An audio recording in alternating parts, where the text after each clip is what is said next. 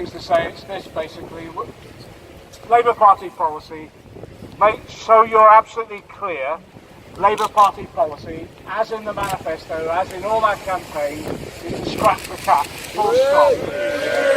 I don't know when this next general election will come. This government could fall any day. I don't actually know who's in charge at the moment. With May out of the country, Boris could have taken over. I don't know. But let me just be clear. Whenever that next general election comes as well, it will be our policy then. We will be scrapping the cap.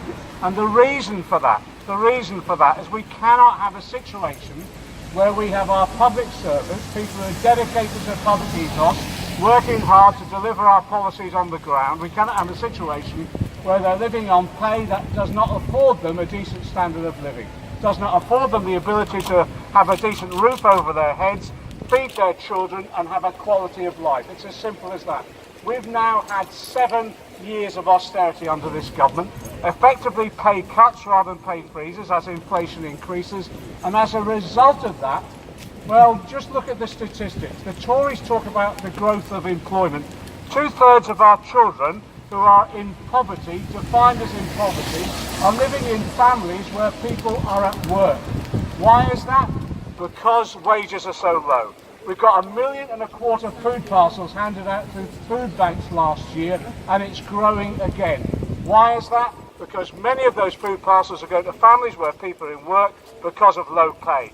We're allowing people now in the 6th richest country in the world to have a standard of living which means they're basically living in poverty permanently. So that's why, very, very simply, our commitment is to scrap the cap. Then what we want to do is to ensure that we restore trade union rights, free collective bargaining, a Ministry of Labour that regulates wages and working conditions, and in that way we lift the quality of living of all working people within our society itself. On those 2 policies that were in our manifesto will be repeated in the next one. We'll be working with PCS and other trade unions to make sure that we develop a system in this country where people are paid a decent wage, a living wage, and can live a quality of life. I've just been to Davos. We all have sacrifices to make, okay?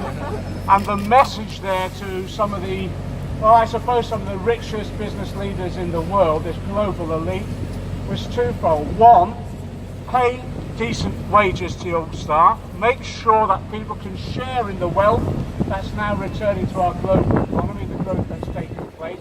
But secondly, make sure you recognise trade union rights so that people can have a voice and they can be properly represented to protect their living standards.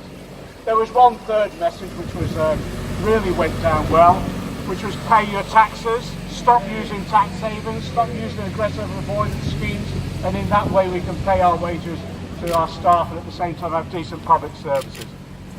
We will win this campaign because people have had enough. They've had enough of living on poverty wages, they've had enough of having their standards of living eroded as a result of austerity and pay freezes and pay cuts. And we'll win it by working together, both in terms of the Labour Party and the trade union movement, and that under the Jeremy Corbyn's leadership we've now ensured is put in place. Solidarity.